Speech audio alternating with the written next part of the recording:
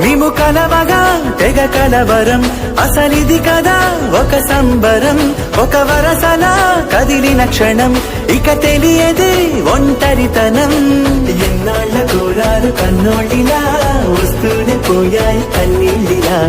ఇల్లంతా మారింది సందళ్ళుగా, మీరంతా ఉండాలి వందేళ్ళిలా. మనవారే వెనకుంటే మరణాన్నే మరిచేలే, మనసంతా వెలుగేన ఇక చీకటెళ్ళింది తెల్లారి నీ నవ్వుతోనే.